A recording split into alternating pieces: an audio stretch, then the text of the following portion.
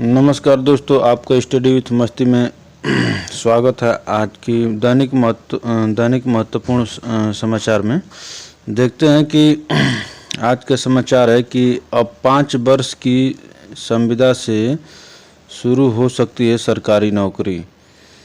तो ये है कि ऊपर लिखा है, ये बहुत एक चौंकाने वाली खबर है और इस पर भिन्न भिन्न लोगों भिन्न भिन्न मत है। तो इसको देखते हैं और जैसे भी जो भी महत्वपूर्ण खबर आती रहेगी आप लोग को दिया जाएगा हमारे चैनल के माध्यम से। तो इसमें जैसा देख रहे हैं आप लोग कि समूह ख व ग की भर्ती प्रक्रिया में बड़े बदलाव की तैयारी, ख व ग। और इसमें इसी तरह से हम देखेंगे क्या क्या मोटी मोटी बातें दे रखी हैं। तो इसमें लिखा है कि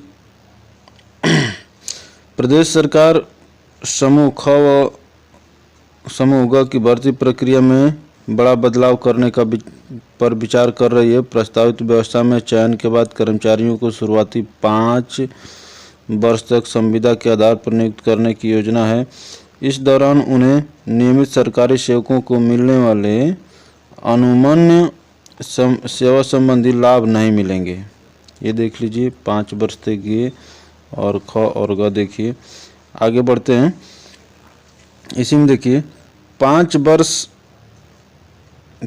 वर्ष की कठिन संविदा सेवा के दौरान जो छंटनी से बच पाएंगे उन्हें ही मौलिक नियुक्ति मिल सकेगी। सरकार का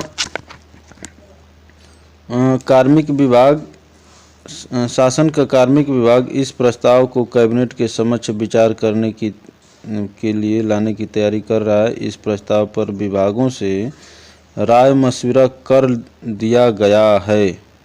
ये भी देखिए राय मशविरा हो गई है बस। तो आगे देखिए, वर्तमान में सरकार अलग अलग भर्ती प्रक्रिया से चयन के बाद संबंधित संवर्ग को सेवा नियमावली के अनुसार 1 या 2 वर्ष अभी ये जो समय है देख रहे हैं कि 1 या 2 वर्ष के प्रोबेशन पर नियुक्ति देती है। और इसमें ये जो है कि जो नहीं मिलेंगे, ये प्रोबेशन वाले ऊपर आप देखें हैं कि अनुमन्य सेवा जो लाभ होते हैं वो सब नहीं मिलेंगे। वर्तमान में सरकार अलग अलग भर्ती प्रक्रिया के चयन के बाद संबंधित संवर्ग की सेवा नियमावली के अनुसार 1 या 2 वर्ष के प्रोबेशन पर नियुक्ति देती है। अभी वर्तमान में जो समय 1 या 2 वर्ष है उसको 5 वर्ष करने की तैयारी में है। इस दौरान कर्मियों को नियमित कर्मी की तरह वेतन व अन्य भत्ते लाभ दिए जाते हैं। अभी जो है दिए जाते हैं। इस दौरान वह वरिष्ठ अफसरों की निगरानी में कार्य करते हैं। नियमित होने पर वह नियमानुसार अपनी जिम्मेदारी का निर्वहन करते हैं। पर प्रस्तावित 5 वर्ष की संविदा भर्ती और इसके बाद मौलिक नियुक्ति की कार्यवाही से समूह ख व ग की पूरी भर्ती प्रक्रिया ही बदल जाएगी। इसमें देखते हैं कि नई व्यवस्था में तय फार्मूले पर इनका छमाही मूल्यांकन होगा। इसमें प्रतिवर्ष 60% से कम अंक पाने वाले सेवा से बाहर होते रहेंगे। ये इनकी खुद मंशा है कि आप बाहर होते रहें। आप ये केयर करिए, यहाँ पर लिखा गया है कि आप सेवा से बाहर होते रहेंगे। तो जो तय शर्तों के साथ 5 वर्ष की सेवा पूरी कर सकेंगे उन्हें मौलिक नियुक्ति दी जाएगी। असली बात है कि मंशा है कि होते रहेंगे। और आप देखे हैं कि जो 2 वर्ष है उसको 5 वर्ष आपको निगरानी में रखा जाए। आपको नियमित जो भत्ते मिलते हैं अभी वर्तमान में, वो जो 2 वर्ष के अंदर 1 वर्ष के अंदर वो न मिले, भविष्य में उन्हें मौलिक नियुक्ति दी जाएगी। इससे सरकारी विभाग समूह ख व ग के पदों पर नियुक्ति संविदा पर विनियमितीकरण नियमावली 2020 कहा जाएगा। तो इसमें आप देख रहे हैं कि लिखा है कि पीसीएस, पीपीएस व पीसीएस जे ही बाहर, इन्हीं नौकरियों को केवल बाहर रखा गया, नहीं तो राज्य सरकार में जो भी नौकरी आती है वो ख और ग की होती है। क्लास ए की नौकरी राज्य सरकार से शुरू नहीं होती है। तो इसमें देख रहे हैं कि पीसीएस, पीपीएस का मतलब पुलिस सेवा, प्रोविंशियल पुलिस सर्विस, और पीसीएस जे जुडिशियल को ही बाहर रखा गया। प्रस्तावित नियमावली सरकार के समस्त सरकारी विभागों के समूह के पदों पर लागू होगी। ये नियोग यह सेवा काल में मृत सरकारी सेवकों के आश्रितों की भर्ती नियमावली 1974 पर भी लागू होगी। ये मृतक आश्रित जो लोग नौकरी पाते हैं उनके ऊपर भी लागू होगी। इसके दायरे में केवल प्रादेशिक प्रशासनिक सेवा, कार्यकारी एवं न्यायिक शाखा तथा प्रादेशिक पुलिस सेवा ही बाहर होंगे। आप समझिए कि जो एसडीएम स्तर के अधिकारी हैं और डीएसपी स्तर के और जज स्तर के अधिकारी ही इससे भी बाहर रखे गए हैं। और आप देख रहे हैं कि ये कुछ डाटा दिया गया है। तो यूपी में सरकारी सेवा के पदों का ब्यौरा जो दिया है के अनुसार, और इसमें देखिए कि ऊपर लिखा कि हर 6 माह पर मूल्यांकन होगा, और दूसरे ये जो लिखा है इसमें लिखा है कि 5 वर्ष की कठिन संविदा प्रक्रिया में छंटनी से बचे तभी पक्की नौकरी की सौगात। बचे और सौगात, ये सब देखिए शब्द जो हैं आप समझ सकते हैं कि और इसमें देखिए फिर लिखा है पक्ष में तर्क है और विपक्ष में तर्क है। पक्ष में तर्क जो है, कर्मियों की दक्षता बढ़ेगी, देशभक्ति के भाव का विकास होगा। अच्छा, इसके जो पक्ष में तर्क है, नई व्यवस्था के पक्ष में यह तर्क दिया जा रहा है कि इससे राज्यकर्मियों की दक्षता बढ़ेगी। क्या अभी हमारे राज्यकर्मी दक्षता के साथ नहीं करते हैं? जिसको करना है वो कर रहा है, जिसको नहीं करना वो नहीं कर रहा है। नैतिकता, देशभक्ति, कर्तव्य परायणता के मूल्यांकन का विकास करने में मदद मिलेगी। वित्तीय व्यय का भार कम होगा। जैसे जो मैं आपको बातें हाईलाइट कर रहा हूँ, कहने का मतलब कि उसको ध्यान देखिए। जो आप प्रोबेशन 1 वर्ष या 2 वर्ष रहता था उसको 5 वर्ष कर दिया गया। आपका हर वर्ष 6 महीने पर मूल्यांकन किया जाएगा। मूल्यांकन करके आपको बाहर करते रहेंगे। और तीसरी बात ये देखिए, वित्तीय व्यय का भार कम होगा। तो नियुक्त कर्मियों को नियत वेतन, ये सब वही सब चीज़ दे रखा है। इसका मेन मोटो समझ जाते हैं। और ये तो इसके बाद चलिए हम चलते हैं, उनका पक्ष तो हम लोगों ने सुन लिया। अब चलते हैं हम सीधे जनता की अदालत में, जो सबसे बड़ी अदालत मानी जाती है। यहाँ पर एक मेरे मित्र हैं, वो लिखते हैं कि जो लोग 2003 के बाद नौकरी में आए वो पेंशन के लिए परेशान हैं, परंतु जो 2020 के बाद जो लोग नौकरी में आएंगे वो संविदा पर होने का रोना रोएंगे। ठीक, जो जनता की अदालत सबसे बड़ी अदालत है। हमें जनता की बात हमेशा सुननी चाहिए। इसी कड़ी में किसी भी न्यूज़ के पक्ष विपक्ष में हमारे मित्र, किसी फेसबुक के मित्र के यहाँ से मिलती है तो उसको, और किसी अपने गांव घर के लोग जो बात होते हैं उनको भी आपके सामने पेश करते हैं हम। और देखिए दूसरी बात लिखते हैं, जनता को इतना निचोड़ दो कि वह जिंदा रहने को ही विकास समझे। ये सब बातें आप ध्यान रखिए। जनता को इतना निचोड़ दो कि वह जिंदा रहने को ही विकास समझे। इसी तरह से एक फेसबुक के मेरे मित्र हैं यशवंत यादव, वो लिखते हैं इसी न्यूज़ पर कि आहत, मर्माहत, भयभीत, हृदय विदारक, संताप युक्त कर देने वाला प्रस्ताव। देख लीजिए इसको, संताप कर देने वाला प्रस्ताव। तो मैं ये कह रहा हूँ कि ऐसा केवल सरकार को ही क्यों लग रहा है कि वही देशभक्ति और ऐसा काम कर रही है जो केवल उन्हीं को अच्छा लग रहा है। हम इसी कड़ी में अगले एक मित्र हैं रणजीत सिंह लिखते हैं कि उत्तर प्रदेश सरकार एक और नौटंकी, अमर उजाला 2013 बता रहे हैं कि अमर उजाला 2013 की न्यूज़ है, ऐसे काम कर रहे हैं। युवाओं को सरकारी नौकरी के प्रति जो प्रेम है वो खत्म हो जाए। उत्तर प्रदेश सरकार की एक नौटंकी लिख रहे हैं कि सरकार ऐसे काम कर रही है, ऐसे कदम उठा रही है ताकि जो लोगों का सरकारी नौकरी के प्रति लगाव है वो कम हो जाए और लोग खुद अपना पकौड़ा तलें और समोसा बेचें।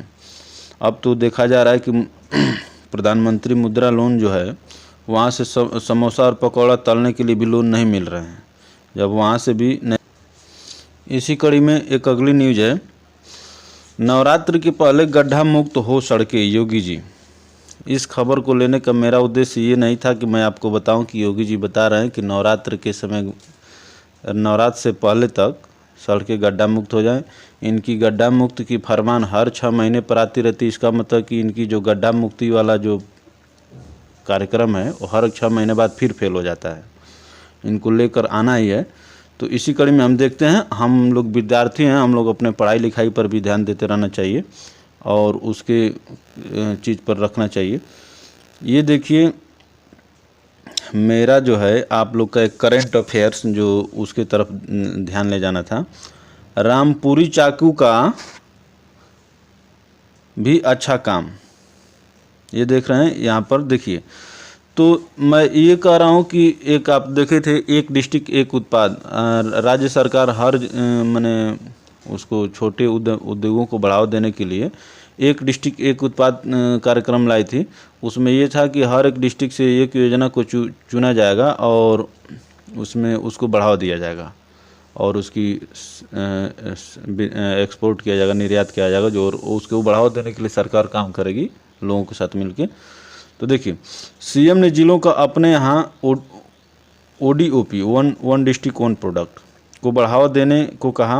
उन्होंने मुरादाबाद में पीतल के बर्तनों का उल्लेख किया। ये PCS में या उत्तर प्रदेश की किसी भी परीक्षा में पूछा जाता है कि पीतल के बर्तन कहाँ बनाए जाते हैं, ख़ास तौर से तो मुरादाबाद पीतल के लिए फेमस है। उसी प्रकार से रामपुर जो है, रामपुरी चाकू कोई वो एक डिस्ट्रिक्ट वन एक उत्पाद में लगाया गया है। तो मेरा उद्देश्य था कि मुरादाबाद पीतल के लिए प्रसिद्ध है, ये तो बहुत लोग जानते हैं, लगभग 100 में से 90-95 लोग बता देंगे कि मुरादाबाद पीतल के लिए फेमस है या पीतल मुरादाबाद में बनता है ज़्यादा। लेकिन ये जो रामपुर वाला है, रामपुरी चाकू, अभी पूछ ले कि रामपुर से एक डिस्ट्रिक्ट एक उत्पाद के लिए कौन सा चीज़ को मैंने वो चुना गया है, तब यह है कि रामपुरी चाकू। तो ये है कि आप विद्यार्थी हैं तो आप अपने आप को चौकन्ना रखिए, क्योंकि कहीं से भी कुछ चीज़ें मिल जाती हैं, यही कारण है। अभी देखिए, लोगों को लगता होगा कि नहीं बहुत बड़ी बड़ी न्यूज़ें होती हैं, लेकिन अभी जो खंड शिक्षा अधिकारी का पेपर हुआ था उसमें पूछा था कि रेलवे में का क्षेत्रीय ट्रेनिंग सेंटर कहाँ है, और ये गाजीपुर में है और एक छोटा सा मान ली कि प्रांगण है। तो पूछ लिया क्वेश्चन, अभी मान ली कि मनोज सिन्हा जब रेलवे मंत्री थे तो उन्होंने बनवाया था। तो छोटी छोटी चीज़ों पर भी ध्यान देते रहना चाहिए। राज्य सरकार की परीक्षा में पूछा था, हाँ आप IAS की परीक्षा का प्रिपरेशन कर रहे हैं तो हो सके कि सब चीज़ों का आपकी ज़रूरत न पड़े। तो इसमें देखते हैं कि योगी जी क्या लिखे हैं। इसमें बोले हैं योगी जी,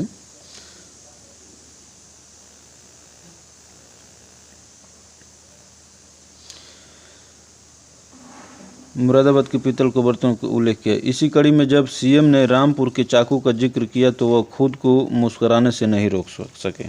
आप समझ सकते हैं, उनकी मुस्कुराहट किसी और इशारा कर रही थी। उनके मुस्कुराहट, आप रामपुर के बाहुबली जो हैं, आप उनको जानते होंगे, रामपुर के बाहुबली और समाजवादी पार्टी के गद्दावर नेता अंसारी जी पर उनका निशाना था।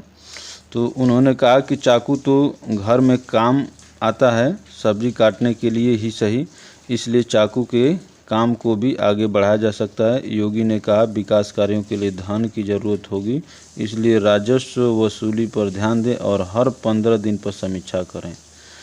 तो आजम खान के तरफ उनका इशारा था और ये ठीक है, इशारा कोई, हमारे इस क्वेश्चन को लेने का बस एक उद्देश्य था कि आप ये जानें कि वन डिस्ट्रिक्ट वन प्रोडक्ट में रामपुर से चाकू को चूज किया गया है। ये सड़क गड्ढा मुक्त, तो ये सब लफाजी है। तो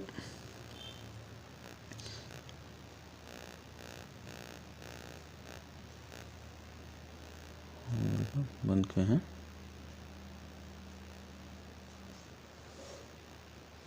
ये देखिए अभी जो यूपीपीसीएस 2018 का जो फाइनल रिजल्ट आया था उसकी एक अच्छी खबर और अच्छी तस्वीर जो है निकल के आई है, इसलिए मैं सोचा कि आप लोग को बता दूं। और महिला सशक्तिकरण तो हो रहा है, महिला सशक्ति में कोई समस्या नहीं है, लेकिन उत्तर प्रदेश लोक सेवा आयोग संदेह के घेरे में है और उसकी कार्य प्रणालियों से यहाँ के युवा खुश नहीं हैं।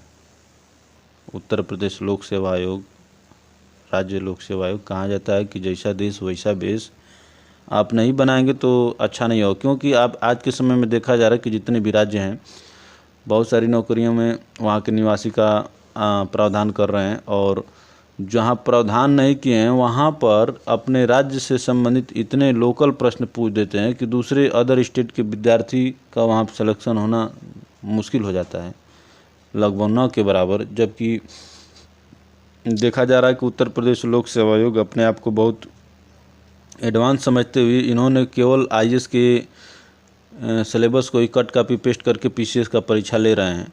जब हम ही कह रहे हैं कि जब आईएएस की परीक्षा पैटर्न और पर ही पीसीएस की परीक्षा करानी है, तो हम ही कह रहे हैं कि आपकी ज़रूरत क्या है, सीधे आपको हटाकर और ये सारी भर्तियों का जिम्मा लोक सेवा आयोग को दे दिया जाए। तो इसमें ये देखिए एक मोटिवेशन की बात है कि मान लें कि अफसर बेटियां पीसीएस में शीर्ष 3 स्थानों पर काबिज। इसमें जो हैं आप देख सकते हैं, तो पानीपत की अनुज नेहरा हैं जिन्होंने प्रथम स्थान प्राप्त किया है, गुरुग्राम हरियाणा की संगीता दूसरे स्थान पर हैं, मथुरा की ज्योति जो है तीसरे स्थान पर है। ये एक मोटिवेशनल बात थी। रिजल्ट आ गया है, आए 1-2 दिन हो गया, उसमें कोई दिक्कत नहीं है। बस ये है कि थोड़ा सा लोग रिजल्ट में नाम देखे थे लेकिन चेहरा भी देख लें, इसलिए मैंने आपको ये न्यूज़ दिखाई। तो अंत में आप लोग को मोटिवेशन और जानकारी के लिए एक थोड़ा सा ये एक फ़ोटो है। ये फ़ोटो बहुत कुछ कह रही है। फ़ोटो कह रही देख रहे हैं, जैसा कि मान लें कि एक नीचे वाला फल सड़ गया है और ऊपर वाला फल इसके साथ चिपका है, सड़ा तो नहीं है लेकिन दाग लग गई है। तो वही कहा गया है इसमें कि बुरे साथी के साथ बैठकर आप बुरे नहीं हो सकते, बुरे साथी के साथ बैठकर आप बुरे नहीं हो सकते, लेकिन दागी जरूर हो जाएंगे। इससे साफ पता चलता है कि संगत का प्रभाव पड़ता है। तो धन्यवाद मित्रों, आज के लिए इतना ही। मेरे चैनल पर कई सारे सीरीज चल रहे हैं, जिसमें एक जो करंट अफेयर्स की सीरीज है उसमें मेरे चैनल के द्वारा क्वेश्चन पूछे जाते हैं और जो उसका सही और सबसे पहले उत्तर देते हैं उनको प्रोत्साहन के लिए, विद्यार्थियों को प्रोत्साहन करने के लिए, पढ़ाई करने के लिए इस समय सभी परीक्षाओं के डेट घोषित हो गए हैं और जो घोषित नहीं वो बहुत जल्दी होने वाले हैं। तो इसलिए आप लोग कमर कस लीजिए और इस बात को ध्यान में रखिए कि कहने का मतलब कि उत्तर प्रदेश में 2022 में चुनाव होने जा रहा है, और जब 2022 में चुनाव होने जा रहा है तो राज्य में चुनाव जो है नौकरियों और रोजगारों पर ही होते हैं। और ये देखा गया है कि जो भी चुनाव आते हैं उससे 6 महीना पहले बरसाती मेढक की तरह भर्तियां दी जाती हैं। तो हम लोग कुछ कर नहीं सकते, अब हम लोग यही कर सकते हैं कि जो है उसी में अपना बेहतर ढूंढ सकते हैं। तो आप अपना हथियार तेज करके रखिए और 2021 में बम्पर भर्तियाँ आएंगी, चाहे इतनी तो आएंगी ही कि जो पढ़ने वाले युवा हों उनको रोज़गार मिल जाए। तो बताना यह था कि बच्चों को प्रोत्साहित करने के लिए जो मेरी करंट अफेयर्स की सीरीज है उसमें 4-5, 2-3 जितने भी समझ में आते हैं क्वेश्चन पूछे जाते हैं, उसका जो भी सही उत्तर देता है उसको प्रोत्साहन के रूप में उस पर बताई गई राशियाँ बताएंगे। 50 रुपये भी दी जा रहे हैं और वो विद्यार्थियों को तुरंत दिए जाते हैं। और कहने का मतलब कि आगे राशियाँ बढ़ती जाएंगी। ये अभी फर्स्ट डे है, सेकेंड डे में मान लें कि कुछ दिन 100 चलेगा, 300 चलेगा, ये 500, 1000 तक भी चली जाएंगी। तो मैं ये कह रहा हूँ कि आप लोग जुड़िए और पढ़िए और आनंद लीजिए। और मेरा ये है कि उससे आप लोग जुड़ें ताकि हम लोग भी मोटिवेट रहें। अभी मेरी टीम नई है। ठीक है, धन्यवाद।